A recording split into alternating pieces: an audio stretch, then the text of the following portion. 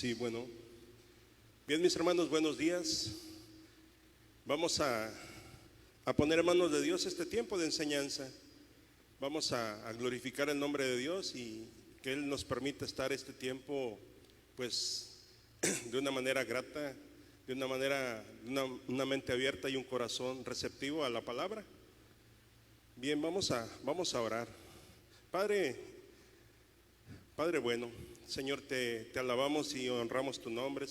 Bendecimos tu nombre esta mañana, Señor. Padre, y te pedimos, Señor, que estés en nuestra vida, Señor, en nuestro corazón, que abras, Padre Santo, nuestro entendimiento, Señor, para poder recibir tu palabra, Señor.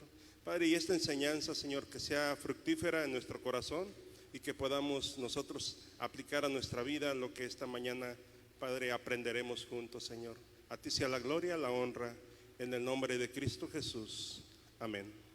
Bien, mis hermanos, pues vamos a continuar con nuestra clase. La vez anterior estuvimos viendo acerca de la epístola a Santiago y pues vamos a continuar con esta enseñanza, aprendiendo acerca de esta carta que Santiago escribe y pues que el día de hoy nosotros podemos tener en nuestra Biblia. Y es una carta en la cual, como vimos la clase anterior, pues fue escrita por Santiago, hermano del Señor, de nuestro Señor Jesús, y vimos también un poquito, nos introdujimos a la historia. Vimos cómo Santiago, pues siendo hermano del Señor, pues no creía en Jesús en un principio, y vimos cómo hubo una transformación sobrenatural en la vida de Santiago, que de pasar de ser incrédulo, llegó hasta ser una persona, pues la palabra dice que fue columna de la iglesia primitiva, la iglesia del primer siglo. Y pues Santiago fue quien escribe esta carta y nos enseña cómo vivir de una manera práctica el cristianismo. Y eso es lo importante, o sea, cómo aplicar la carta de Santiago a nuestra vida para vivir de manera práctica, ¿sí? Nuestra vida cristiana. Pero hemos estado un poquito viendo el contexto de esta carta. Vimos también, sí, que Santiago fue el autor. Vimos cómo fue la transformación. Vimos cómo fue que Santiago estuvo siendo usado por Dios para dirigir la iglesia. Y pues vamos a ver el día de hoy el propósito. ¿Qué es lo que Santiago pudo observar para poder escribir esta carta? Y pues viendo el propósito, vamos a entender, ¿sí? qué era lo que Santiago estaba viendo para que por primera vez se pusiera a escribir la carta y de esa manera nosotros hoy en día poder aplicar esa carta a nuestra vida. Sí, entonces si el propósito por el cual fue escrito por primera vez lo entendemos, nos va a ayudar a aplicarlo efectivamente en nuestra vida. Y dice la historia que esta carta fue escrita, ¿sí?, como resultado de una sobreapasionada interpretación, ¿sí?, de las enseñanzas del apóstol Pablo con respecto a la fe en Cristo. La vez pasada estuvimos compartiéndoles a ustedes de lo difícil que fue la carta de Santiago, lo difícil que fue para que fuera reconocida como una carta inspirada por Dios en el canon del Nuevo Testamento. Yo estaba estudiando un poquito el canon del Nuevo Testamento, cómo fue que se llegó al consenso general para poder tomar las cartas que en ese tiempo estaban circulando por todas las iglesias y tomarlas como inspiradas por Dios. Y es de veras que es apasionante ver cómo en la historia aparece cosas que a veces uno desconoce, pero cuando uno se mete a la historia, se mete a indagar, pues uno va entendiendo cómo hasta el día de hoy nosotros tenemos el privilegio de tener una Biblia. Déjeme decirle que el libro de Santiago fue uno de los libros más complicados para tomarse en cuenta en el canon. Hubo muchos concilios los obispos en ese tiempo se ponían de acuerdo, ¿sí? Y se reunían y hacían una reunión, una junta, en la cual pues decían, pues vamos a ver, porque estaban circulando muchas cartas en las iglesias, había muchas cartas que estaban circulando, y había unas personas que se ponían a hacer su propio canon. Canon significa una medida, sí, una medida en la cual tomaban en cuenta algunas características y decían, si los escritos que están circulando, ¿sí? Pues cumplen con las características, vamos a tomarlas como inspiradas por Dios. Y pues había algunas características, había unas personas que decían, pues nosotros vamos a hacer nuestro propio canon, y se estaba divulgando por todos lados escritos apócrifos, escritos que no estaban ni siendo inspirados por Dios, y la iglesia tuvo que tomar una decisión. Dijeron, pues vamos de una vez a consensar cuáles son los escritos que verdaderamente son inspirados por Dios, y vamos a elaborar un canon, una medida, y todos los escritos que pasen por esa medida, que cumplan todas las circunstancias, van a ser reconocidos como inspirados por Dios. Las primeras reuniones se llevaron a cabo en el norte de África. Estaba leyendo yo y decía, bueno, mire qué interesante. Todos pareciéramos que los cristianos, vean, del primer siglo, pues eran en Europa, en Asia, pero los primeros concilios fueron en el norte de África. Ahí fue donde se llevaron a cabo los primeros, y en esos concilios no se tomaba en cuenta todavía ni el libro de Apocalipsis ni el libro de Santiago. Fue hasta otros concilios que hubo con el paso del tiempo, y fue hasta el año 633 que se llevó a un consenso. Ahora, lo que a mí me sorprende es que, por ejemplo, cuando Santiago escribe la carta, ¿sí? Y la distribuye pues a las iglesias, en ese momento no se toma como inspirada por Dios, sino que tiene un proceso. Santiago la escribe por alrededor de la mitad del primer siglo, y se toma como inspirada por Dios hasta después del año 600. Pasaron 6 siglos casi para ser tomada como inspirada por Dios. Entonces, cuando nosotros veamos lo que es el canon de la iglesia, vamos a ver una historia bien, de veras bien interesante, bien apasionada, pero pues eso lo vamos a ver después. Déjeme decirle que ¿cuál era el problema por el cual no se ponían de acuerdo? Pensaban, sí, muchas personas pensaban, muchos de los obispos, de los eruditos, pensaban que la carta de Santiago se contraponía a las enseñanzas del apóstol Pablo con respecto a la fe en Cristo. Y veamos dónde ellos argumentaban. Vamos a Efesios capítulo 2, verso 8 y 9. Es un texto que usted y yo conocemos mucho. Dice el verso 8, porque por gracia sois salvos por medio de la fe, y esto no es de vosotros, pues es don de Dios, no por obras, dice el verso 9, para que nadie se gloríe. El apóstol Pablo está escribiendo, ¿sí?, que nuestra salvación, ¿sí?, es por gracia. Es algo que nosotros no merecemos, pero que a Dios le plació en su corazón otorgarnos la salvación. Es por la fe en Cristo Jesús y no es por obras. Eso es lo que argumenta nuestro hermano el apóstol Pablo. Y Santiago en su carta, en el capítulo 2, verso 14, si usted y yo lo leemos, verso 2, 14,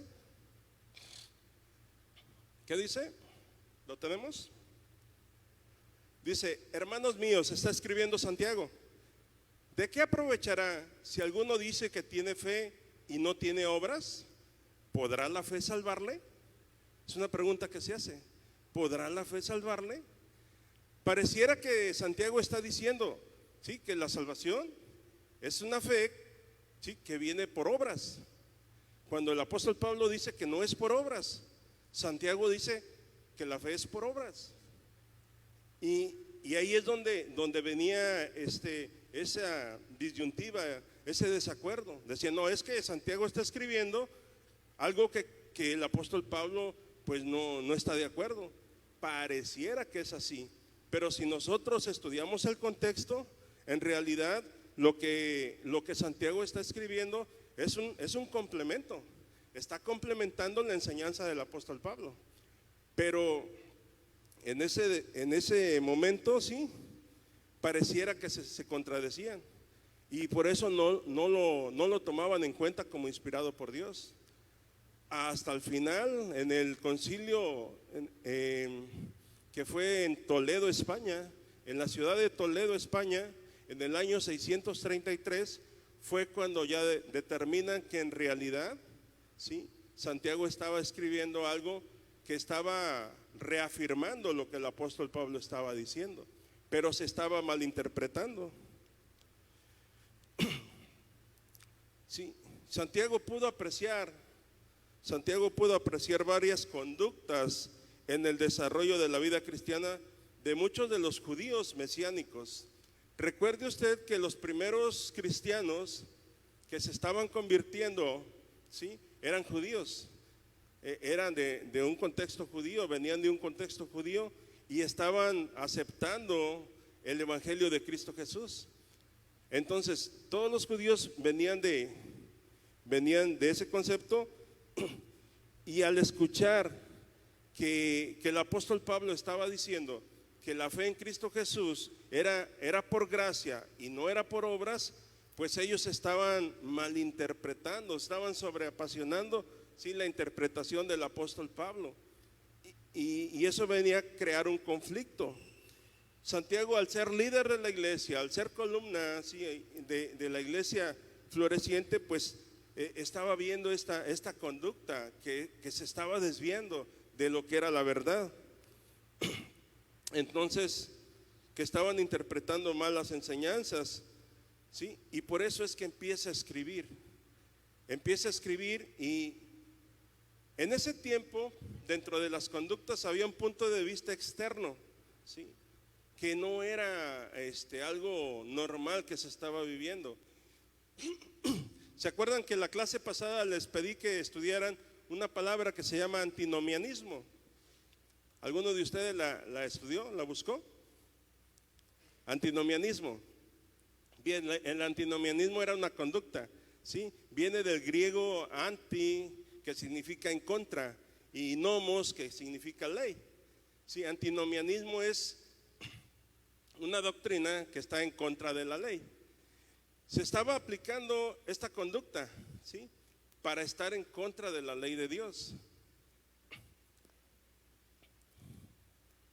El antinomianismo, sí, era una conducta que sostenía que a través de la fe en Cristo uno estaba completamente libre de toda la ley del Antiguo Testamento, de todo el legalismo, de toda la ley secular y moral de una sociedad.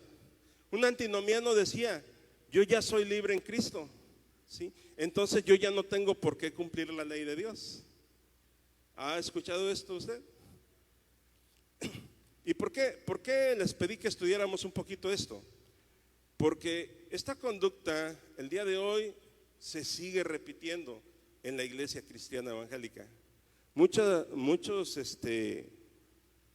cristianos, ¿sí?, a veces malinterpretamos, ¿sí?, o de una manera sobreapasionada la enseñanza. Ya soy libre, ya estoy en Cristo, ahora sí puedo vivir una vida. ¿Por qué? Porque tengo la gracia que me salva.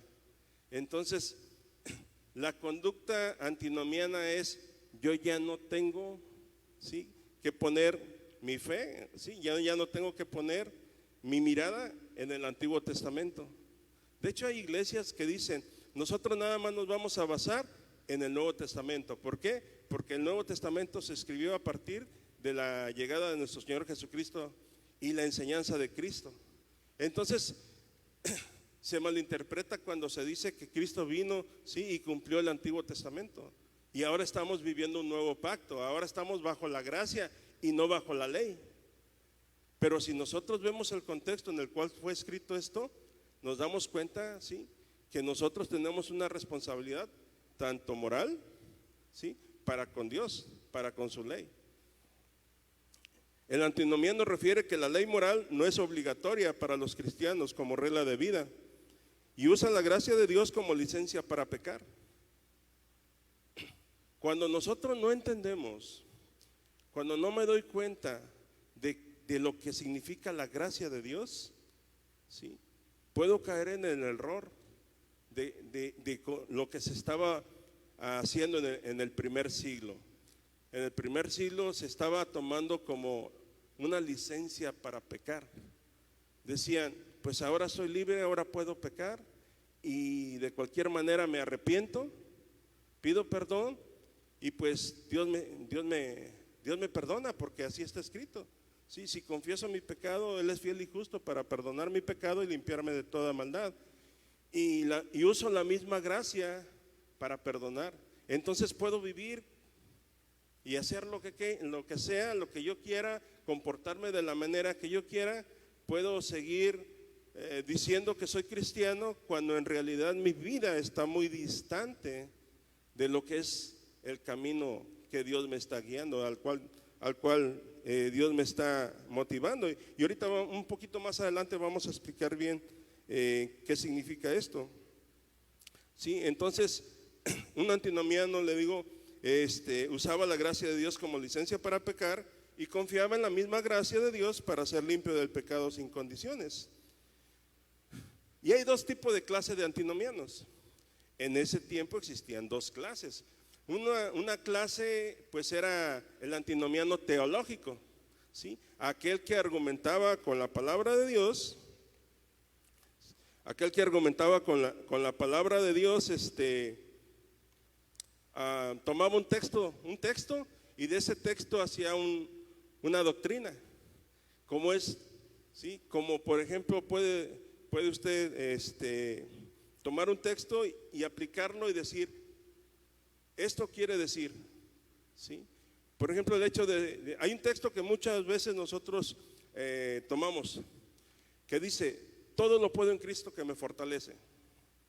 Y es una verdad, pero ¿dónde se aplica o cómo se aplica? Necesitamos ver el contexto por el cual fue escrito y en el cual nosotros lo debemos de aplicar, ¿sí?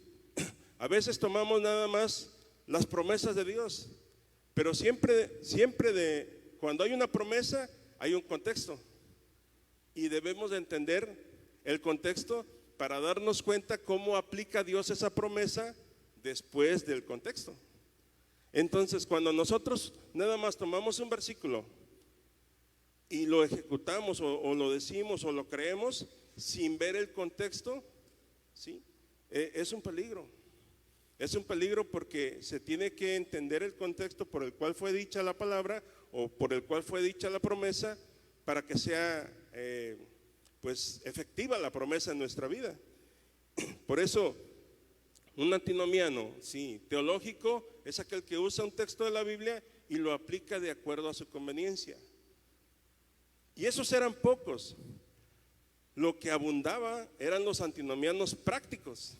Y ese es el riesgo, ser un antinomiano práctico. El antinomiano práctico era lo que abundaba más, ¿sí? Y fue lo que le llevó a Santiago a escribir esta carta, un evangelio práctico, un cristianismo práctico, porque estaba viendo, ¿sí?, personas antinomianas que estaban en contra de la ley, que lo estaban practicando de manera errónea, ¿sí?, las enseñanzas del apóstol Pablo. Por eso, si nosotros nos vamos al libro de Romanos, capítulo 6, lo tenemos, libro de Romanos 6, verso 14 en adelante, veamos lo que Pablo está escribiendo. Y vamos a ahondar un poquito más en esto. Dice, porque el pecado no se enseñoreará de vosotros, pues no estás bajo la ley, sino bajo la gracia. Es lo que el apóstol Pablo está escribiendo. Ya no estamos bajo la ley, porque ya estamos en Cristo. Verso 15. Fue por gracia, dice el apóstol Pablo. Dice, pero hace unas preguntas. Ya no estamos bajo la ley, ahora estamos bajo la gracia. Pero, ¿qué pues? ¿Pecaremos porque no estamos bajo la ley, sino bajo la gracia? Y él mismo responde, no, claro que no, de ninguna manera. Verso 16, ¿no sabéis que si os sometéis a alguien como esclavos para obedecerle, sois esclavos de aquel a quien obedecéis, sea del pecado para muerte o sea de la obediencia para justicia? Verso 17, pero gracias a Dios que aunque erais esclavos del pecado sin Cristo, éramos esclavos del pecado sin Cristo, habéis obedecido de corazón a aquella forma de doctrina a la cual fuisteis entregados. Aquí se está refiriendo al evangelio de nuestro Señor Jesucristo. Lo aceptamos en nuestra vida, nos convertimos a Cristo, sí, y ya no estamos bajo la ley del pecado. Dice, y fuimos libertados del pecado y vinisteis a ser siervos de la justicia. Ahora en Cristo dice que vinimos a ser siervos de la justicia. Estamos al servicio de la justicia. ¿Pero de cuál justicia? ¿A qué justicia se refiere? ¿Sí? Y aquí es el punto. Aquí es donde nosotros tenemos que poner mucho énfasis y tenemos que poner mucho empeño en determinar a qué se refiere cuando está hablando de justicia. Si seguimos leyendo del verso 19 al 22, ¿lo tendrás por ahí? No lo puse en el... no, ¿sí? Ok. Verso 19 dice, sigue escribiendo el apóstol Pablo, dice, hablo como humano por vuestra humana debilidad, que así como para iniquidad presentéis vuestros miembros para servir a la inmundicia, ¿sí? Y a la iniquidad, así ahora para santificación presentad vuestros miembros para servir a la justicia. Verso 20, porque cuando eras esclavos del pecado, erais libres acerca de la justicia. 21, pero ¿qué fruto teníais de aquellas cosas de las cuales ahora os avergonzáis? Porque el fin de ellas es muerte. 22, mas ahora, fíjense lo que dice, mas ahora habéis sido libertados del pecado y hechos siervos de Dios. Tenéis por vuestro fruto la santificación y como fin la vida eterna. Aquí está hablando acerca de la salvación, está hablando de justicia y está hablando de santificación. La salvación, ¿sí? La justicia y la santificación. Y es el punto, mis hermanos, es el punto que nosotros vamos a aprender el día de hoy. Porque el apóstol Pablo se concentra, ¿sí? Concentra su enseñanza en nuestra justificación con Dios. Ahí es donde Pablo refuerza la enseñanza, en nuestra justificación con Dios. Y Santiago concentra su enseñanza en las obras que ejemplifican esa justificación. Y esa es la diferencia. O sea, Santiago está complementando lo que Pablo está enseñando y lo que se estaba malinterpretando. Santiago refuerza esa enseñanza en las obras, ¿sí?, que ejemplifican la justificación. Ahora, si vamos a ver un ejemplo, ¿sí?, de esto en Mateo 5:20 y vamos a ahondar un poquito en esto. Mateo 5:20, fíjese, son palabras de nuestro Señor Jesucristo en el Evangelio de Mateo 5:20 y dice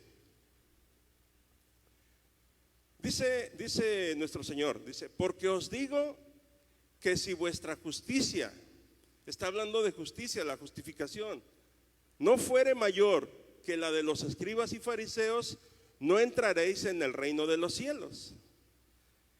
Pero dice, pero os digo que si vuestra justicia no fuere mayor, cuando dice no fuere mayor, está hablando de una cantidad, de una medida. Ahora, si yo les preguntara, ¿a qué justicia se está refiriendo Cristo en este texto? ¿Sí? Una persona antinomiana, una persona que está en contra de la ley diría, pues esa es la justicia que fue imputada por Cristo en el momento de su muerte y resurrección.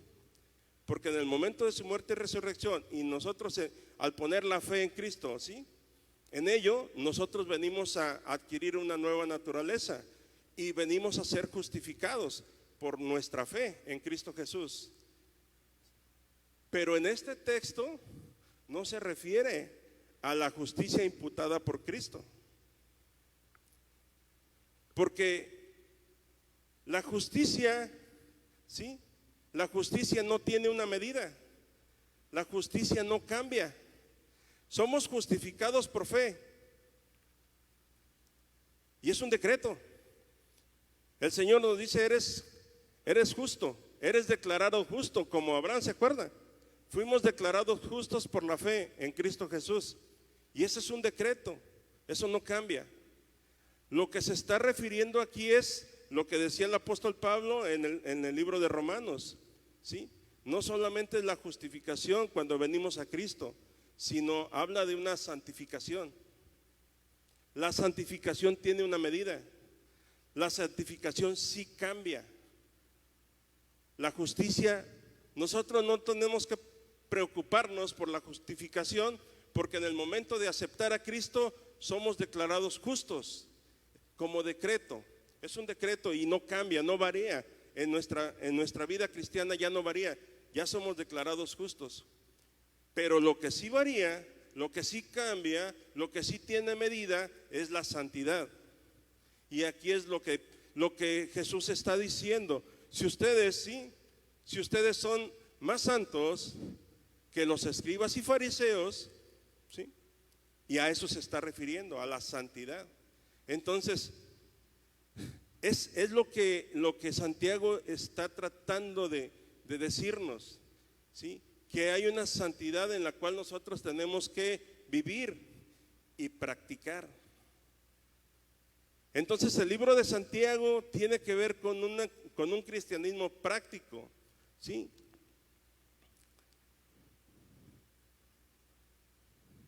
La santidad es una transformación, y es ahí donde nosotros vamos a aprender en el libro de Santiago cómo vivir nuestra vida cristiana de manera práctica, basándonos en la santidad o buscando la santidad.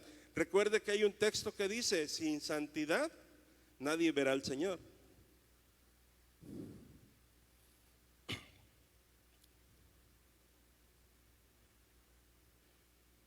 Si vamos al libro de Efesios, acompáñenme en el libro de Efesios, versículo 4, del 11 al 15, Efesios 4 del 11 al 15 dice, aquí está escribiendo el apóstol Pablo, y dice: y él mismo constituyó a unos apóstoles, a otros profetas, a otros evangelistas, a otros pastores y maestros, a fin de perfeccionar a los santos para la obra del ministerio, para la edificación del cuerpo de Cristo. A fin de perfeccionar a los santos, ¿sí? ¿Hasta cuándo? Hasta que lleguemos a la unidad de la fe y del conocimiento del Hijo de Dios, a un varón perfecto a la medida de la estatura de la plenitud de Cristo, para que ya no seamos niños fluctuantes, llevados por doquiera de todo viento de doctrina, por estratagema de hombres que para engañar emplean con astucia las artimañas del error, sino que siguiendo la verdad en amor, crezcamos en todo en aquel que es la cabeza, esto es Cristo. Y si pasamos al verso 24, por favor. Verso 24 dice: y vestidos del nuevo hombre, creado según Dios en la justicia y santidad de la verdad. Veamos cómo el apóstol Pablo está hablando acerca de la justicia y la santidad. Si nosotros, dice que venimos a Cristo, en ese momento adquirimos la santidad. Hay una santidad inicial, ¿sí? Hay una santidad progresiva y hay una entera santificación. La santidad inicial viene cuando somos declarados justos. Ahí comienza ahora sí que nuestro caminar en Cristo. Pablo hace alusión a esta santidad como una carrera. Ustedes han leído, ¿verdad?, que que hay una meta, hay un propósito, y la meta es llegar a ser como Cristo, a la estatura del varón perfecto. A eso se le llama entera santificación. Ahora, hay un proceso, ¿sí? El proceso de nuestra vida cristiana, el proceso de transformación, a eso se le llama una santidad progresiva. Eso es cuando nosotros estamos buscando la santidad, es cuando nosotros estamos cambiando nuestras conductas, es cuando estamos permitiendo que el Espíritu Santo haga obra en nuestra vida y estamos cambiando, ¿sí?, de una manera en la cual veníamos arrastrando, que el pecado se enseñoreaba de nosotros, pero que en el momento que vino Cristo en nuestra vida hay una transformación, hay un cambio. No solamente somos justificados, no solamente somos perdonados del pecado, sino que ahora somos limpiados de toda maldad y comienza nuestra vida cristiana, comienza nuestro crecimiento espiritual. Por eso la Biblia nos enseña que cuando venimos a Cristo somos niños. Dice el apóstol Pedro, desead como niños la leche, sí, la leche no adulterada, para que por ella crezcáis para salvación. Y muchos textos hablan acerca de ese crecimiento, de niños a jóvenes y de jóvenes a adultos. Hay un proceso de crecimiento, y conforme nosotros vamos buscando a Dios en intimidad, conforme nosotros vamos ejemplificando la palabra de Dios en nuestra vida, va siendo eficaz esa palabra de Dios en nuestra vida, vamos adquiriendo cambios en nuestro caminar cristiano y vamos alcanzando santidad. La santidad es progresiva, la santidad sí cambia. Y eso es lo que estaba pasando, ¿sí? Los primeros cristianos pues estaban tomando la enseñanza del apóstol Pablo, que era una fe puesta en Cristo por gracia. Y al decir por gracia era que no era por obras, no nos merecíamos la salvación. O sea, la salvación no es por algo que hagamos o dejemos de hacer, pero esa salvación trae un cambio, y ese cambio son las obras. Dice la palabra de Dios que es inspirada por Dios y útil para redarguir, corregir, instruir, ¿sí?, en justicia, a fin de que el Hijo de Dios sea enteramente preparado para toda buena obra, sea perfecto y enteramente preparado para toda buena obra. Y eso es, Dios nos está cambiando, Dios nos está moldeando en la medida que nosotros permitamos al Espíritu Santo obrar en nosotros. Pero ya somos libres del pecado, ya nosotros no tenemos que tener esa debilidad, por así decirlo, porque el Espíritu de Dios nos fortalece. Y ahí es donde aplicamos todo lo puedo en Cristo que me fortalece. Y el Espíritu Santo me ayuda a vencer la tentación, me ayuda a vencer nuestras fortalezas y las va quitando una por una en la medida que nosotros estamos sirviendo, ¿sí?, a Cristo. Y ahí es donde Santiago enfoca esta enseñanza. Santiago nos ayuda a vivir de una manera práctica la vida cristiana y nos quita de malinterpretar la palabra y llegar a ser un antinomiano. ¿Sí vamos entendiendo ahora? Por eso yo les decía, busquemos esa palabra, porque esa palabra nos ayuda a entender, ¿sí?, mucho la conducta, ¿sí?, que tiene que ver con nuestra vida cristiana y con la ley de Dios. Ahora, si nosotros como cristianos, ¿sí?, decimos, no, pues la ley de Dios que está en el Antiguo Testamento ya no me rige, pues estamos equivocados. ¿Por qué? Porque dentro de la ley de Dios viene una ley moral a la que tenemos que someternos. Quizá ya no a los rituales que se tenían en el Antiguo Testamento, porque viene Cristo y dice que como Cordero, ¿sí?, de Dios, fue inmolado y se terminó el sacrificio y la ofrenda. Se terminó los ritos, se terminaron los rituales, porque de una vez y para siempre, ahora en Cristo Jesús nosotros sí tenemos ese acceso a Dios y tenemos ese perdón de pecados con nuestra confesión. Pero esa gracia que recibimos, nosotros no la tenemos que usar como un cheque, ¿sí?, para poder nosotros seguir pecando. Entonces, aquí es donde dice Santiago, es que hay algo que se está malinterpretando y es la fe en Cristo Jesús. Y la fe en Cristo Jesús, la gracia, tiene que ser ejemplificada a través, ¿sí?, de una santidad. Y la santidad no es otra cosa que buscar al Señor, ¿sí?, y ahora hacer o dejar de hacer las cosas por amor a Dios. ¿No ha escuchado usted cuando le comparte a una persona el evangelio que dice, no, yo a tu iglesia no voy porque en tu iglesia prohíben muchas cosas? Y ese es el argumento, es que prohíben, cuando en realidad nosotros, sí, ustedes y yo sabemos que vamos a dejar de hacer cosas o vamos a hacer cosas que tienen que ver con glorificar a Dios por amor a Dios. Por eso dice que somos ahora siervos de la justicia.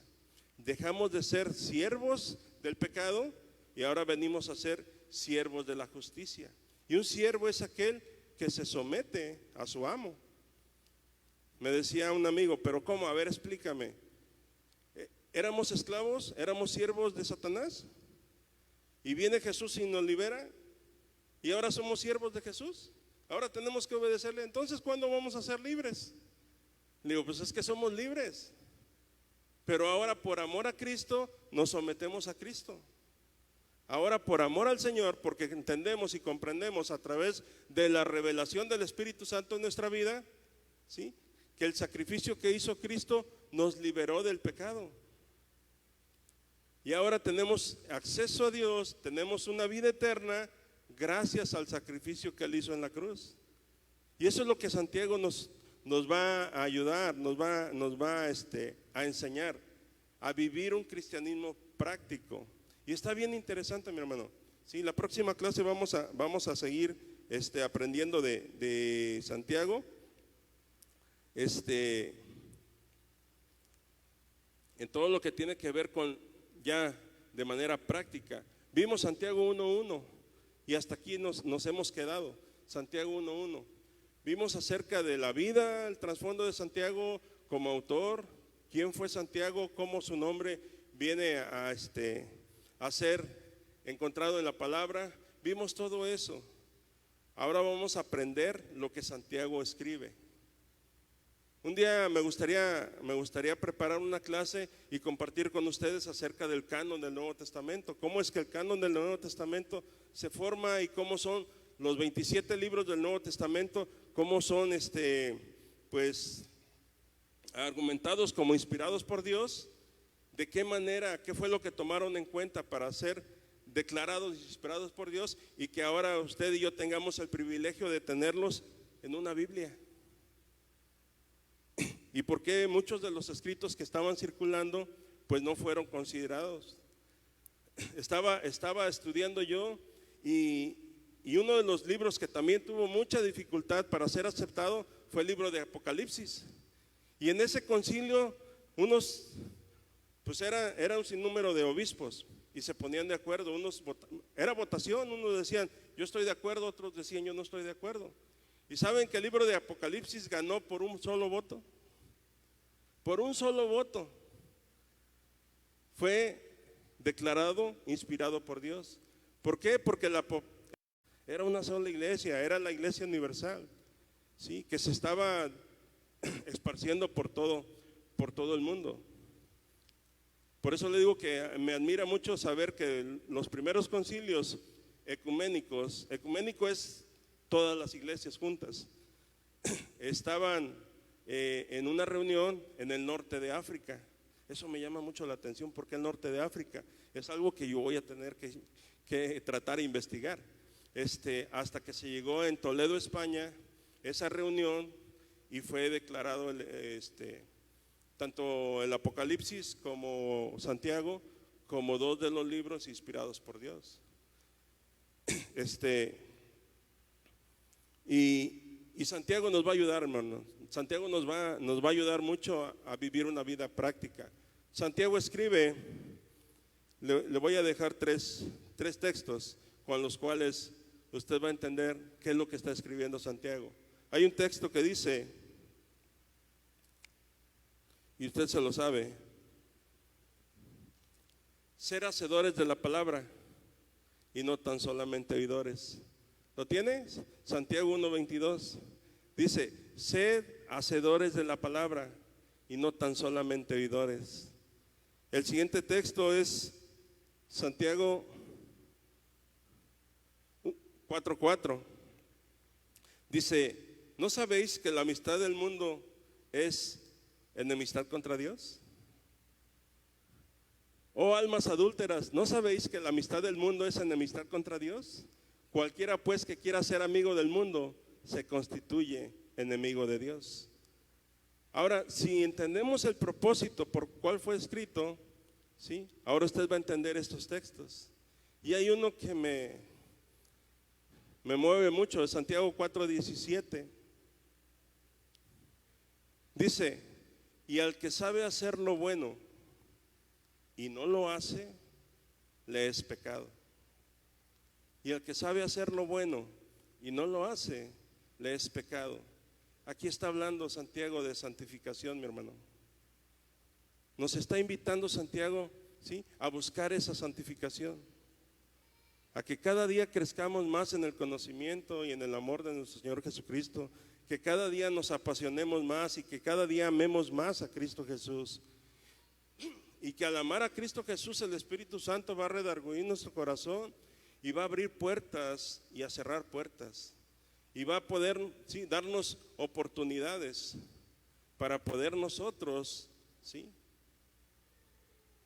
hacer las obras a las cuales Dios nos ha llamado. La palabra de Dios nos instruye, nos capacita, nos llama la atención acerca, ¿sí?, de lo que nosotros tenemos que hacer. Por eso dice el texto que debemos de comprobar la buena voluntad de Dios, que es agradable y perfecta. ¿Y cuál es la voluntad de Dios, mi hermano, para usted y para mí? Es ahí donde Santiago nos va a ayudar a entender cuál es la voluntad de Dios y cómo vivirla. Y de esa manera nosotros vamos a poder aplicar la palabra de Dios a nuestra vida, ¿sí?, de manera más eficaz. Y pues es lo que vamos a ver en la siguiente clase nosotros, y espero que este contexto de introducción al libro de Santiago nos ayude, nos abra un poquito más el panorama de qué es lo que vamos a aprender cuando nos metamos ya al estudio de la carta de Santiago. Amén. Bien, pues vamos a concluir nuestra enseñanza del día de hoy con una oración. ¿Qué le parece si oramos para que el Señor nos ayude y en casa usted se apasione en la lectura y dele un tiempo y comience a leer el libro de Santiago? El libro de Santiago es, la verdad, es uno de los libros que a mí me ha llamado mucho la atención y me gusta profundizar, me gusta estudiar. Bien, Señor, gracias, Padre, en esta mañana, porque nos has dado el tiempo, Señor, nos has dado el privilegio de poder estar aquí, Señor, en tu casa de oración. Gracias, Dios, porque nos has traído, Señor, esta palabra, Señor, esta introducción. Hemos visto, Señor, tu palabra, Señor, y pues danos el entendimiento para poder, Padre Santo, comprender tu palabra, Señor, y poderla poner por obra, Señor, en nuestra vida. Gracias porque hemos estudiado el contexto del libro de Santiago, Señor, y pues ayúdanos a abrir nuestro entendimiento, abrir el panorama, Señor, y poder ver cuál fue el propósito, Señor, por el cual fue escrito este libro y cómo nosotros podemos ponerlo en práctica y de esa manera, Señor, hacer efectivo, Señor, tu voluntad de nosotros. Gracias, Dios, porque estás en nosotros, Señor, y pues te pedimos, Señor, que lo que resta del día, Señor, tu presencia nos acompañe, Señor, y seamos de bendición a las demás personas, Padre. A ti sea la gloria, Dios, a ti sea la honra, Padre, en el nombre de Cristo Jesús. Amén.